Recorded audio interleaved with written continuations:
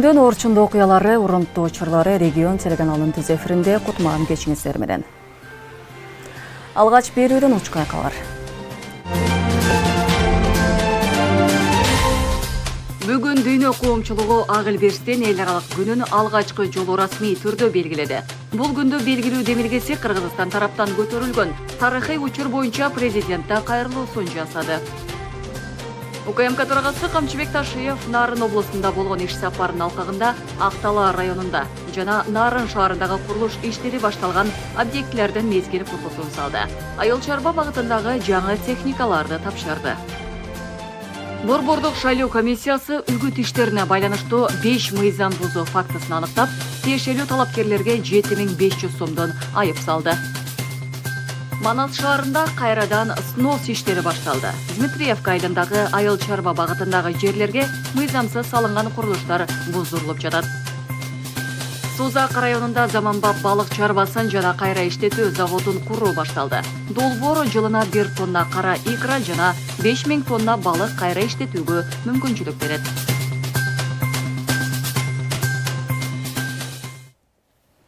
Борбор Азия өлкөлөрү жана Кытайдын ортосундагы түбөлүк ынак коңшулук келишими ратификацияланды. Президент Садыр Жапаров 2025 жылдын 17 июнунда Астана шаарында кол коюлган Казакстан, Кыргызстан, Тажикстан, Түркменистан, Өзбекстан жана Кытайдын ортосундагы түбөлүк ынак коңшулук, достук жана кызматташтык жөнүндө келишимди ратификациялоо тууралуу Кыргыз Республикасынын мыйзамына кол койду. Мыйзам 2025 жылдын 24 сентябрында Жогорку Кеңеш тарабынан кабыл алынган. Мыйзам 2025 жылдын 17 июнунда Астана шаарында кол коюлган Казакстан, Кыргызстан, Тажикстан, Түркменистан, Өзбекстан жана Кытайдын ортосундагы түбөлүк ынак коңшулук, достук жана кызматташтык жөнүндө келишимди күчүнө киргизүү боюнча мамлекеттик ички жолжоболорду аткарууга багытталган.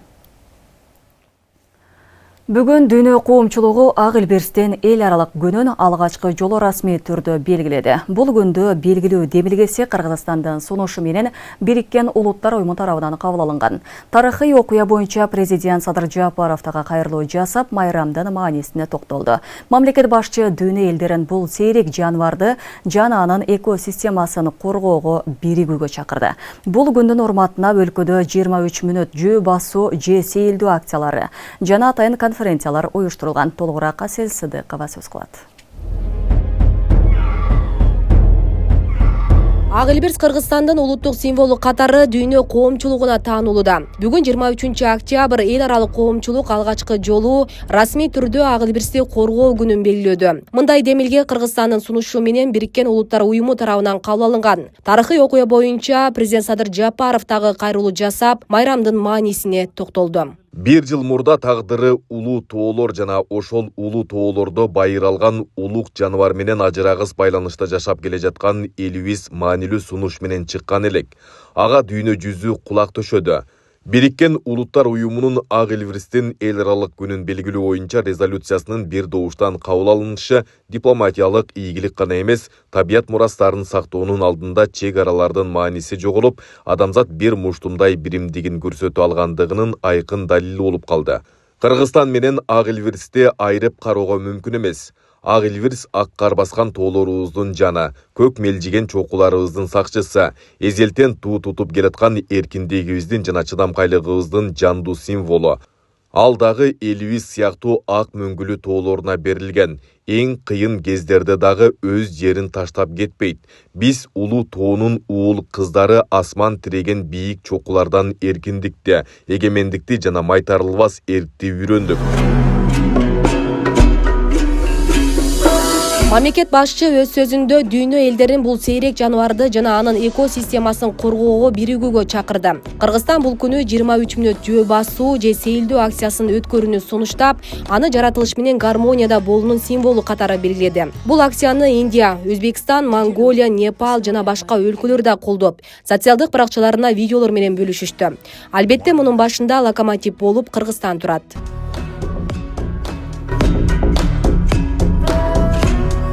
Эл аралык Элберс күнүнө урматына ушундай 23 мүнөттөн эле көбүрөөк бастык, бирок бардыгыңыздарды дагы биз да чакырабыз. Бүгүн 23 октябрь күнү 23 мүнөт ушундай активдүү жашоо образына арнаңыздар.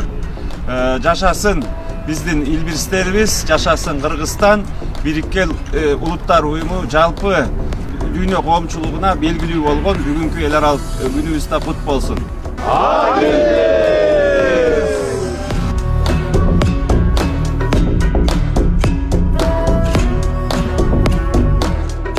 Акыркы 2 жумада бул акция абдан чоң мындай колдоо алып, көптөгөн мамлекеттерде, көптөгөн блогерлер, спортсмендер колдоп чыгышты.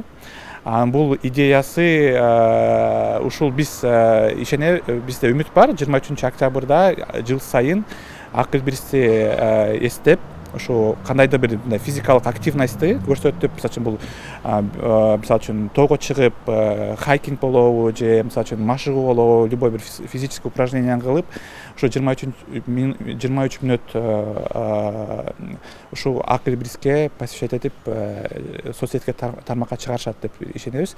Анан чын эле азыр биз көрүп атабыз, соц тармакта көптөгөн өлкөлөрдө бул колдоо алып, азыр бүгүнкү күндө белгиленип жатат. Кыргызстанда ак илбирсти жана анын экосистемасын сактоо боюнча мамлекеттик деңгээлде бир катар демилгелер колго алынган. Бул жаатта эл аралык уюмдар, экологдор жогорку деңгээлде иш алып барышууда. Ак илбирсти эл аралык коргоо күнүнө карата бүгүн Ош шаарында да илбирс аркылуу жаратылыштык коргоо концепциясы деген темада иш-чара өткөрүлдү. Ак илбирс биздин улуттук символ болгондон кийин ушул биздин жумушка дагы ушу ак илбирсти сактоого дагы аябай бизге шарт түзүлүп мүмкүнчүлүк болуп атат да. Мыйзамдар катуулап, мисалы үчүн бир эле ак илбирсти аткан адамга 2 миллион штраф салып коюш, бул айып пул салып коюшта да элдерди дагы ошол мыйзамсыз аңчылыкка барганга кичине тартып калды деп айтып кетсек дагы болот да. Биз ошо ак илбирсти сактоо жаатында, жаратылышты сактоо жаатында, башка дагы жапайы жаныбарларды сактоо жаатында ушул НАБУ уюму биз ошо Кыргызстанда иш аткарып барабыз. Бул да эко билим берүү, мыйзамчыл аңчылыкка күрөшүү, анан кийин ошол эле жаратылган жапайы жаныбарларды, ошонун ичинде ак илбирсти ошо калыбына келтирүү, аларды реабилитациялап туруп, ошолорду кайра жапайы жаратылышка кое берүү мүмкүнчүлүгүн камсыздап берип турабыз да биз. Мында ак илбирсти сактоонун маанилүүлүгү, анын экосистемадагы орду, жашоо чөйрөсүнүн жоголушу жана браконьердик коркунучтар тууралуу маалыматтар айтылды. Иш-чаранын максаты бул сейрек кездешүүчү жырткычтын келечегин камсыздоо боюнча коомчулуктун, экологиялык уюмдардын жана билим берүү мекеме уюмдарынын аракеттерин бириктирүү болуп саналды. Садыр Нургоевичтин инициативы менен дагы көптөгөн иш-чаралар жүрүп атат да. Аны биз тан алыш керек. Анткени жана саны дагы жогоруда айттым. Саны боюнча бул болжолду бул 2021-22 болчу 350гө чейин деген. Бирок азыр саны өсүүдө деп болжолду айта алабыз. Анткени барган сайын өлкө, илимдин өкүлдөрү, андан тышкары азыркы учурда бизде 2-3 НПО бар. Булар бардыгы ушул багытта жумуш алып барып атат да.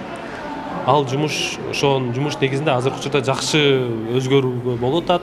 Ал эми ак илбирстин биз үчүн өзгөчөлүгү бул жанакы эле биологиялык көз карашты айтканда, бул тамактануу жынжырында, мисалы тамактануу жынжырында биологияда эң жогорку деңгээлде турат. Бул биздин Кыргызстандын экосистемасында эң жогоруда. Муну унутпашыбыз керек.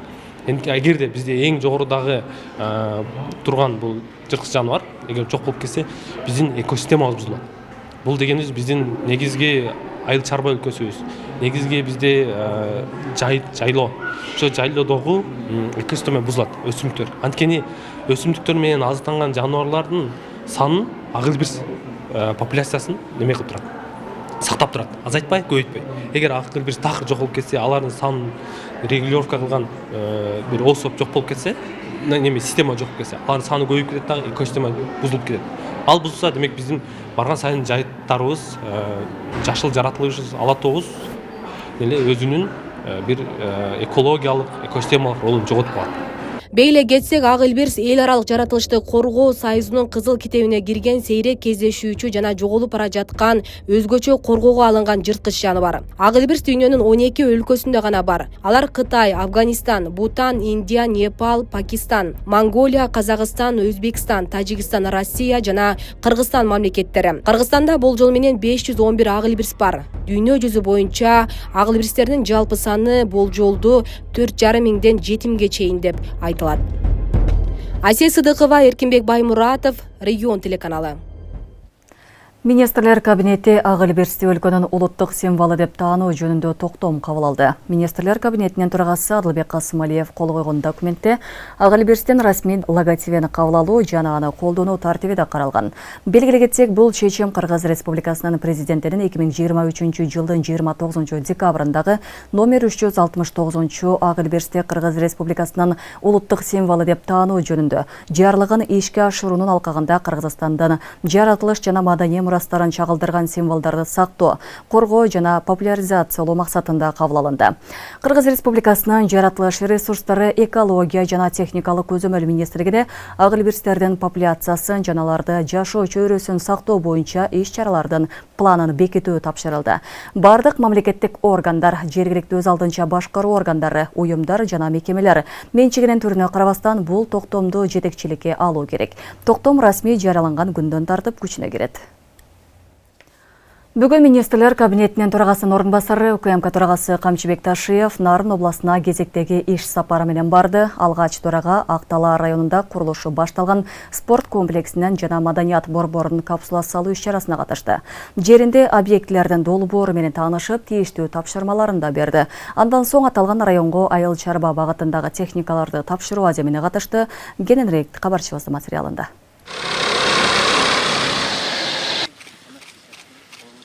Министрлер кабинетинин төрагасынын орун басары УКМК төрагасы Камчыбек Ташиев бүгүн Нарын облусуна иш сапары менен келди. Мына ушул иш сапарынын алкагында алгач эле Актала районундагы Баетов айылында атайын спорт комплексинин курулушуна катышып, ага капсула салды.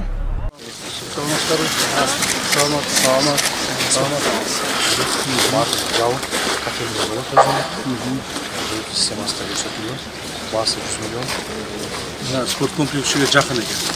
Элге больница жакын экен, туурабы? Ушу больницанын отоплениеси эмне менен болду? Көмүр менен, туурабы? Ошонун бардыгына бир отопление кылсак болбойбу? Бир-бирден кубатабыз, мощностька жараша котел бар. Допустим, спорт комплекске эки эле котел турат кичике. Көптүн кереги жок. Ошону айтам да, ошонун бардыгын чогултуп эле кылса болбойбу? Чогултуп кылган эмес, сеттер чыгат.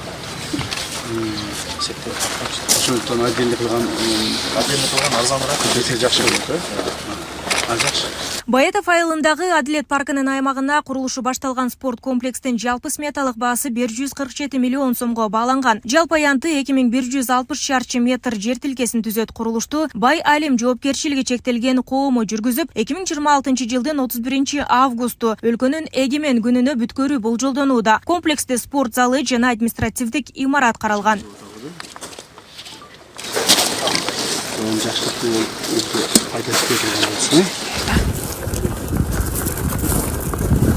Жалпы аянты, курулуштун аянты эки бөлүктөн турат. Спортивный зал жана административный часть. Административный часть эки бөлүктөн. Азыр эки частьтан административный частьта эки борцовский зал бар. Эки эркин күрөш боюнча. Себеп деген Актала районунда 7 Азиянын чемпиондору бар экен да. Ал эми спортивный зал болсо 1800 квадрат метр. 1800 квадраттын ичинде футбольный зал, волейболный зал жана баскетбольный зал 3 в 1 болуп каралган.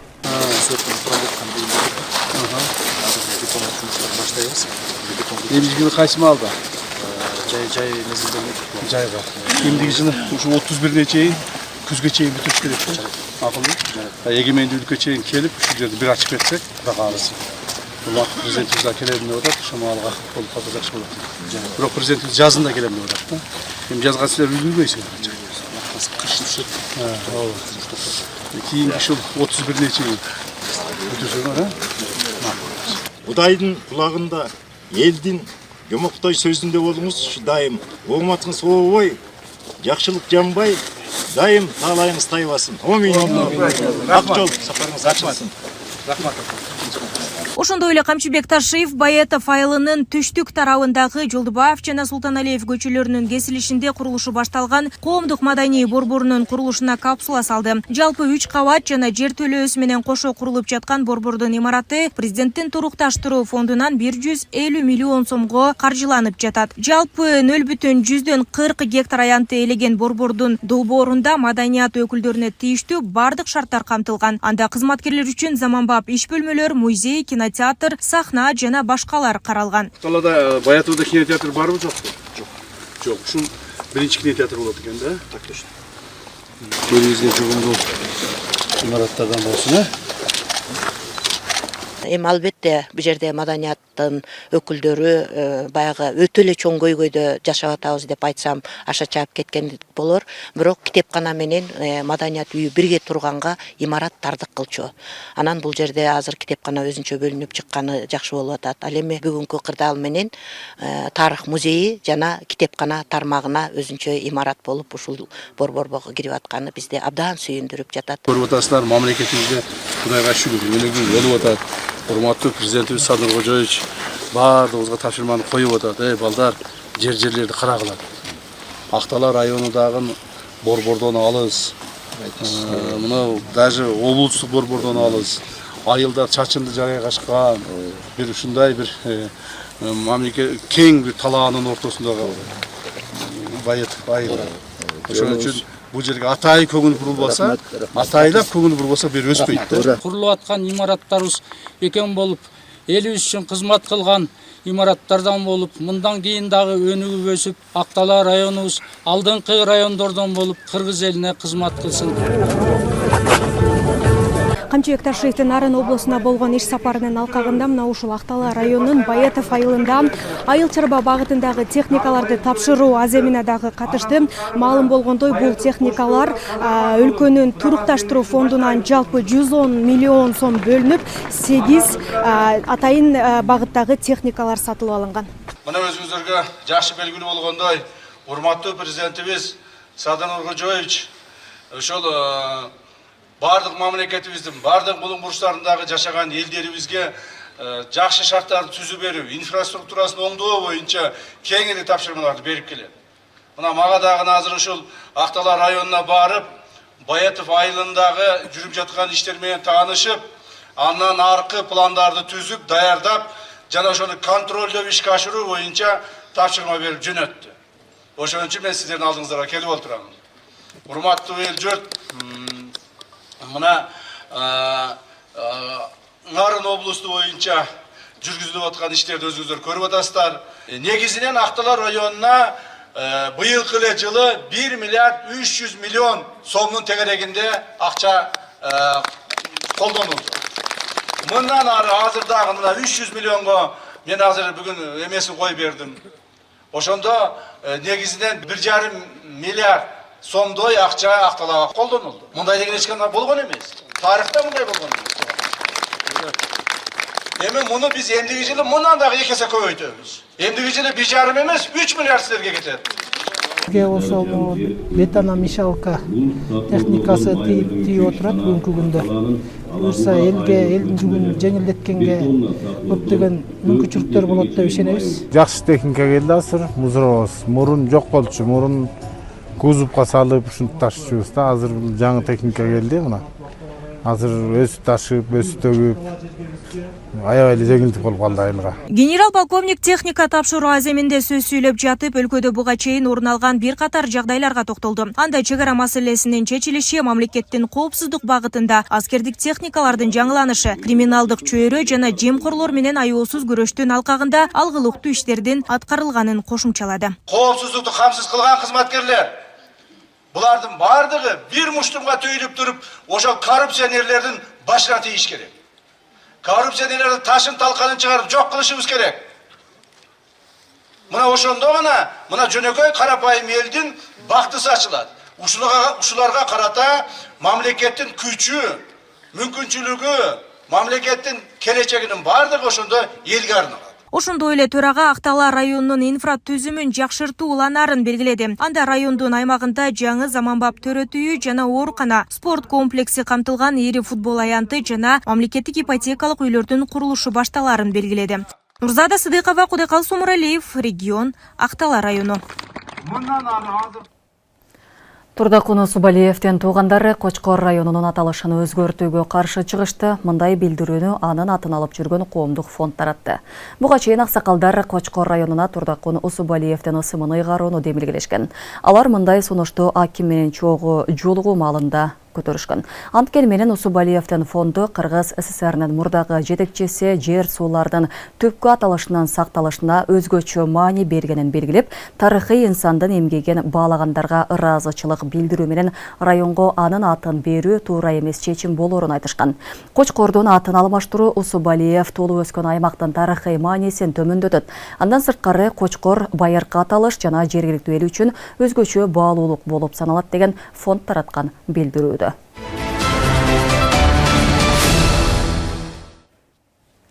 Жогорку кеңештин басма сөз кызматы депутаттардын консультанттары менен жардамчылары өз арызынын негизинде ишин тапшырганын 23 октябрда билдирди. Бул алдыдагы парламенттик шайлоодо бардык талапкерлерге бирдей мүмкүнчүлүк түзүү аракети экени жазылды. Ошондой эле жогорку кеңештин депутаттардын маянасы да токтотулганы белгилүү болду. Бирок депутаттардын ыйгарым укуктары жаңы чакырылыштын депутаттары ант берип, ишин баштаганга чейин улана берет деп жазылат басма сөз кызмат тараткан маалыматта. Жогорку кеңеш 25 сентябрда өзүн өзү таркатып, президент Садыр Жапаров парламентке кезексиз шайлоону 30 ноябрга дайындаган. БШКнын төрагасынын орунбасары алмашты. Борбордук шайлоо комиссиясынын төрагасынын орунбасары Нурлан Койчекеев өз ыйгарым укуктарын тапшырып, бирок комиссиянын мүчөсү катары ишин уланта турган болду. Бул тууралуу маалыматты БШКнын басма сөз кызматы таратты. Бүгүн өткөн жыйында комиссиянын мүчөлөрү жаңы төраганын орунбасарын шайлашты. Жыйынтыгында Бахадыр Коңоров БШКнын төрага орунбасары болуп дайындалды. Эскерте кетсек, Бахадыр Коңоров парламент тарабынан Ишеним партиясынын квотасы боюнча комиссиянын курамына киргизилсе, Нурлан Койчекеев өз убагында президенттик квота менен дайындалган эле. БШКнын жетекчилик курамындагы өзгөртүү комиссия мүчөлөрүнүн көпчүлүк добуш менен кабыл алынды. Кыргызстанда парламенттик шайлоого даярдык кызуу жүрүүдө. Борбордук шайлоо комиссиясы үгүт өнөктүгүнө байланыштуу бир катар мыйзам бузуу учурларын аныктады. Айрым талапкерлер үгүт иштерин мөөнөтүнөн мурда баштап социалдык тармактар аркылуу жарнамалык билдирүүлөрдү жарыялаган. БШК мындай аракеттер шайлоо эрежелерин бузуу катары эсептелерин эскертүүдө. Адистер үгүт өнөктүгүнүн тартиби жана мөөнөтү так белгиленерин белгилешүүдө. Толугураак кийинки сюжетте сөз болот. Борбордук шайлоо комиссиясы үгүт иштерине байланыштуу 5 мыйзам бузуу фактысын аныктап, тиешелүү талапкерлерге ар бирине 7500 сомдон айыппул салды. Маалыматка ылайык, бул жарандар 10 ноябрда расмий баштала турган үгүт өнөктүгүнө чейин эле шайлоо эрежелерин бузуп, жарнамалык мүнөздөгү билдирүүлөрдү таратышкан. Мындан тышкары бир катар башка арыздар укук коргоо органдарына териштирүү үчүн өткөрүлүп берилди. Ошондой эле мамлекеттик кызматкерлердин бири үгүт иштерине мөөнөтүнөн мурда катышкан үчүн жоопкерчиликке тартылды. Бузуулар жөнүндө кодекстин негизинде 65-беренесин жетекчилик алып, 7,5 миң сом айыппул салуу боюнча чечим кабыл алынды. 4-5 факты боюнча жол жоболор бар, ошо сурактарды жүргүзүү, эгерде керек болсо тергөө иштери жүргүзүш керек, иш козголуш керек. Ошон үчүн ушул ыкчам чара көрүү тобуна жөнөтүү боюнча да чечим кабыл алды. Үгүт өнөктүгү расмий баштала электе. Талапкерлерди мактаган же колдогон видеолор, чакырыктар жана билдирүүлөр Facebook, Instagram, TikTok, Twitter, Telegram, WhatsApp жана башка социалдык тармактарда жарыяланса, бул да шайлоо мыйзамдарын бузуу катары эсептелет. Мындан тышкары шайлоого катышуу үчүн арыз берип, бирок талапкер катары расмий катталуу электер подкасттарга чыгып, 2-3 сааттык маектер аркылуу өзүн кыйыр түрдө жарнамаласа, аларга да тиешелүү чаралар көрүлөт. Шайлоонун үгүт иштерине байланыштуу мөөнөттөр жана жол жоболор так белгиленген. Белгиленген тартипке ылайык талапкерлерге дебаттарга катышуу, бекер эфирдик убакыт алуу сыяктуу мүмкүнчүлүктөр берилет. Уруксат берилген убакыт келгенде гана талапкерлер маалымат таратып, эл менен жолугушууларды өткөрүп, ар кандай үгүт иштерин жүргүзө алышат. Агитаторлорду, талапкерлердин өкүлдөрүн чакырып кетебиз, ушу мыйзам талаасында иш алып барууга. Мамлекет тарабынан дагы бул үгүт иштерин жүргүзүүгө бир топ шарт түзүлүп берип атат да. Анткени биз телевидениядан дебаттарды уюштурабыз. Ошол талапкерлер бири-бири менен чыгып талкуулашат, өздөрүнүн программасын айтышат. Андан тышкары бекер эфир беребиз. Аны дагы ошол чучугулак менен өздөрү аныктап алышат, кайсы күнү саат канчада чыгарынач. Баягы чабал өрдө эртүү чат болбой, алдын ала өгүт иштерин кылбай турууга чакырабыз. Анткени мына 2 күндөн бери бизге арыздар келе баштады. Биз мониторинг кылып социалдык тармактарды карап аткан чакта чыгып атат. Алдын ала өгүт иштерин бирөөнү каралагандар чыгып атат. Ошондуктан анан чакырып кетерим дагы бирөө жөнүндө эмес, өзүңүздөр жөнүндө маалыматты жеткирүүгө аракет кылыңыздар. Борбордук шайлоо комиссиясы талапкер болууга ниеттенген жарандардын арыздарын 30 октябрга чейин кабыл алууну улантууда. Ошол эле учурда айрым талапкерлер шайлоо эрежелерин бузуу менен катар атаандаштыкка катышуудан баш тарткан учурларда кездешүүдө. Мисалы, буга чейин 40 саясий партиясы парламенттик шайлоого катышпоону чечкенин расмий түрдө билдирген. Айбек Исабеков, Шайыр Зайырбек уулу, Регион. Парламенттик шайлоонун алдында бир катар мыйзамсыз өгүт иштери аныкталып, айып салынгандардын кимдер экени белгилүү болду. Маалыматка караганда 20 октябрда социалдык тармактарда топ адамдар отурган жерде Исхак Болотхан айылдык кеңешинин төрагасы Гуламедиан Матажиев мектеп үчүн, балдар үчүн Рыспек Атажановду колдоп коюуга чакырып жаткан видеосу жарыяланган. Бул тасма талапкерлерди каттоо мөөнөтү аяктаганга чейин өгүт жүргүзүү катары бааланып, Матажиевке 7,5 миң сом айып салынды. Мындан тышкары номер 14 шайлоо округу боюнча өзүнүн талапкерлигин көрсөткөн Болотбек Дүйшөналиевке жана 25 шайлоо округунан талапкер болууга арыз берген Төрөкан Жунусбековго да шайлоо алдындагы өгүт иштеринин талаптарын бузду деген чечим чыгып айып салынды. Борбордук шайлоо чечими менен Талас УТРК каналына да шайлоо алдындагы өгүт иштеринин талаптарын бузганы үчүн 28 миң сом айып салынды. Мындай чарага телеканалда номер 16 Талас шайлоо округунан депутаттыкка талапкерлигин көрсөткөн Медера Чотоновдун мурдагы кайрымдуулук иштери тууралуу оң мүнөздөгү видео тасманы кайталап чыгарганы негиз болгон. Ош шаарындагы Орозбеков көчөсүндө орун алган өрт кырсыгынан каза болгон 6 адамдын сөөгү жерге берилди. Бул тууралуу Ош шаардык мэриясынын басма сөз кызматы билдирди. Балдардын атасы 23 октябрда эртең менен Түштүк Кореядан учуп келип, маркумдарды жерге берүү зыйнатына өттү. Тажага Ош шаарынын мэри Жеңишбек Токторбаев жана шаардын кеңештеги төрагасы Болот Баятов да катышып, үй бүлөсүн жоготкон атага сабыр тилеп, көңүл айтышты. Маркумдардын жакындарына зарыл болгон бардык жардам көрсөтүлөрү белгиленди. Эске салсак, 22 октябрда болжол менен саат 3:30 Ош шаарынын Орозбеков көчөсүндөгү номер 26 үйдөн жер төлөсүнөн өрт чыгып, 6 адамдын өмүрүн алган. Караколжа районунда 2 класстын окуучусун ит талап каза болду. Бул тууралуу Ош облустук милиция билдирди. 22 октябрь күнү райондук милицияга Кара Көз айыл аймагында 8 жаштагы баланы ит талап ооруканага түшкөнү кабарланган. Тилекке каршы дарыгерлер анын өмүрүн сактап кала алган эмес, факт каттоого алынып, милиция териштирүү иштерин жүргүзүп жатат. Бишкекте вьетнамдык киши мекендештерин Кыргызстанга турист катары киргизип, миграция боюнча мыйзамсыз канал уюштурган деп кармалды. Бул туурасында УКМКдан билдиришти. Шектүү чет элдик улутташтарын алып келгенден кийин тигүү цехтерине да мыйзамсыз ишке орноштуруп, андан пайда көрүп турган. Ал мындан сырткары Түштүк Чыгыш Азия мамлекеттеринен келгендерди калкалап турган этникалык кылмыштуу топту Кыргызстандын ичинде түзүүгө ниеттенген деп айтылат маалыматта. Вьетнамдык Борбор калаадагы убактылуу кармоочу жайына киргизилип, аталган кылмыштуу тиешеси бар башка адамдарды табуу боюнча тергөө жүргүзүлүп жатканы белгиленди. Манас шаарында мыйзамсыз басып алынган жерлер мамлекетке кайтарылса, алардын ордуна мектеп, бала бакча жана фельдшердик пункт курулушу пландалууда. Бул тууралуу бүгүн Дмитриевка айылында мыйзамсыз курулуштар бузулуп жаткан учурда белгилүү болду. Жалпы аянты 4 гектардан ашык жерге уруксатсыз турак жайлар жана чарбалык курулмалар салынганы аныкталган. Комиссия бул тилкелер айыл чарба багытындагы жерлер экенин жана тургундар тиешелүү уруксат кагаздары жок эле курулуш жүргүзгөнү аныкталган. Манас шаарына караштуу Дмитриевка айылында айыл чарба багытындагы жерлерге турак жай жана башка курулмалар салынган. Бүгүн аталган тилкеге атайын техника тартылып, комиссиянын өкүлдөрү жергиликтүү тургундар жана үлүш ээлеринин катышуусунда мыйзамсыз курулуштарды бузуу иштери башталды. Дмитриевка айылындагы 4 гектардан ашык жерде мыйзамсыз курулуштар бар экени аныкталып, материалдар укук коргоо органдарына өткөрүлүп, тергөө башталган. Президенттин 109-жарлыгынын негизинде мэрдин буйругу менен комиссия түзүлгөн. Ал комиссия бул жерге чыгып, жеринде көрүп, ушу айыл чарба багытындагы жерлерде өз билемдик менен эч кандай уруксат кагаздары жок. Бирок ошол эле учурда капиталдык курулуштарды куруу боюнча фактылар аныкталган. Азыркы учурда тиешелүү акттар түзүлүп, укук органдарына өткөзүп берди. Тактап айтканда бул ички иштер бөлүмүнө азыркы учурда тергөө иштери башталды бул жер тилкелер боюнча. Фундаменттер мынакей бир үй даже курулганын аныкталып чыкты. Алардын баарында буздуруу иштери жүргүзүлдү.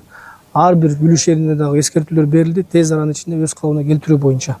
Мындан дагы жумуштар улантылат. Бузулуп жаткан турак жайдын ээси Жалалдин Зайнабиденов Таш Булак айыл өкмөтүнүн токтомун алган соң 2021-жылы үйүнүн пайдубалын салганын айтат. Ал эми жергиликтүү тургун Юлдуз Алимжанова мал жандыктары кирбеш үчүн жер тилкени тосмолоого аргасыз болгонун билдирди. Bunu özü aşı 2018 bölüngende şey. Gözümüz zavatlı bölügenimiz yoktu. Kim bölüp berdi жерди? Aşı o deputat İlham değil yani İsmail Daşoğlu şu ortaya bölügen uzun puan yemez. Şu. Ал депутат кайсы жердин депутаты болчу? Şu var Dimitrovka'da. Таш Булак айыл.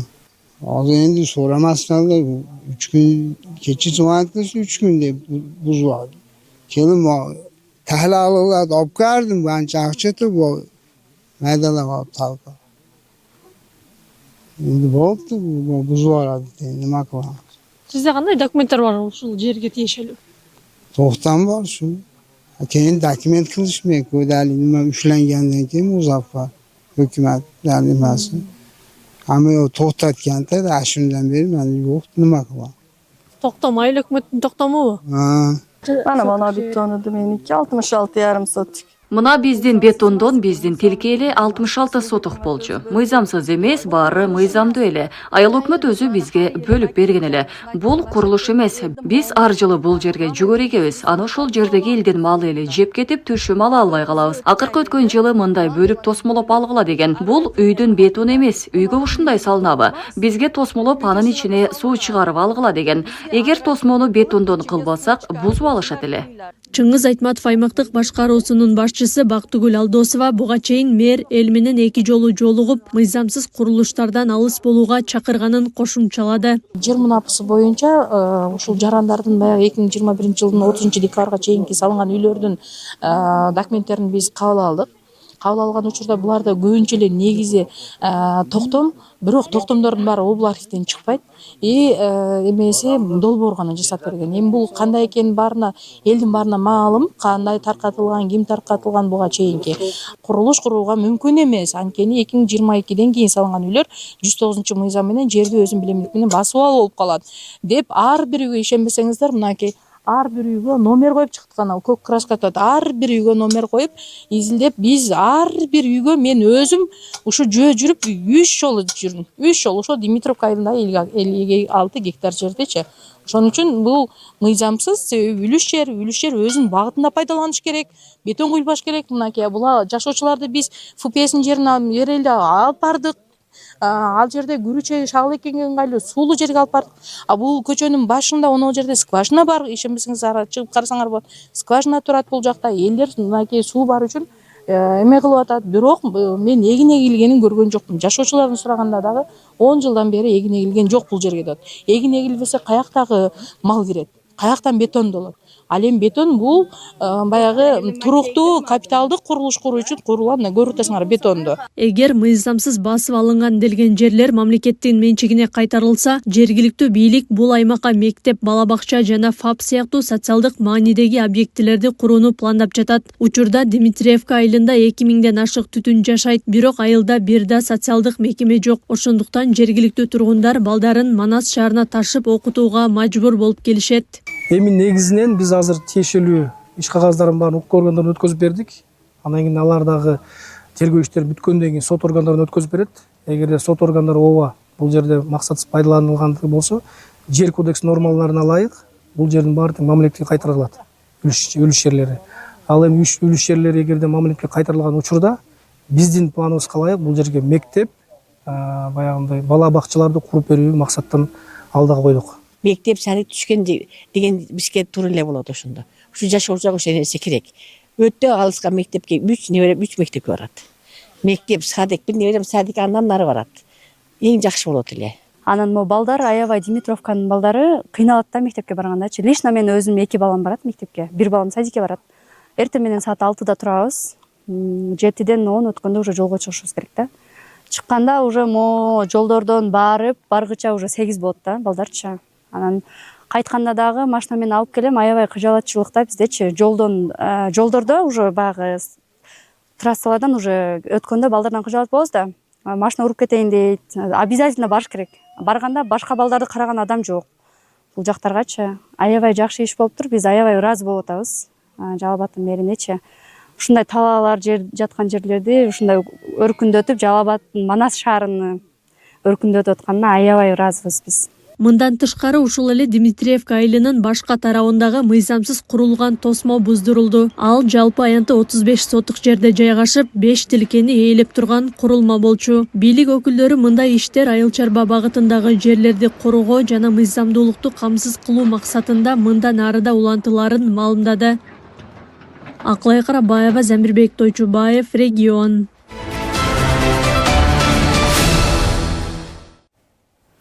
Агартуу министрлиги мектеп окуучуларынын күзгү каникулу эмне үчүн кыскартылганын түшүндүрдү. Эскерте кетсек, буга чейин өлкөдө 1-чейрек 4-ноябрда аяктап, каникулу 5-нен 9-ноябрга чейин созулаары кабарланган.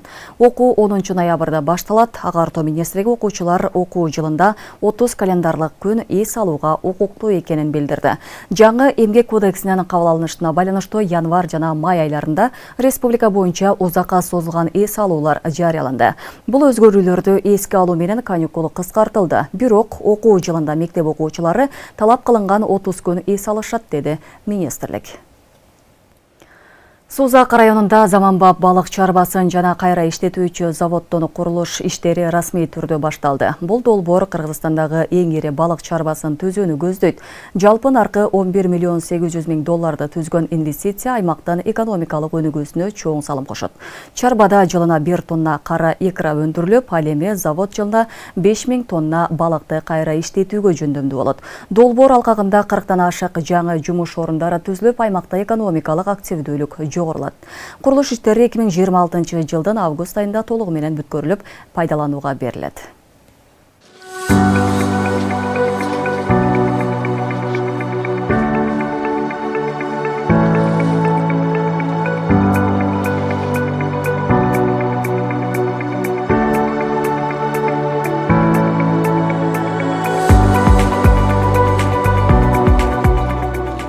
Сузак районунда бүгүн 23 октябрда аквакультура тармагында ири инвестициялык долбоорду ишке ашыруу колго алынды. Салих ИКО ЖЧКсы бул аймакта заманбап балык чарбасын жана балыкты кайра иштетүү заводун курууну баштап жатат. Иш-чарага айыл чарба министри Бакыт Төрөбаев, жергиликтүү бийлик өкүлдөрү жана инвесторлор катышып, курулуштун расмий башталышын белгилөө иретинде мезгил кутусу салынды.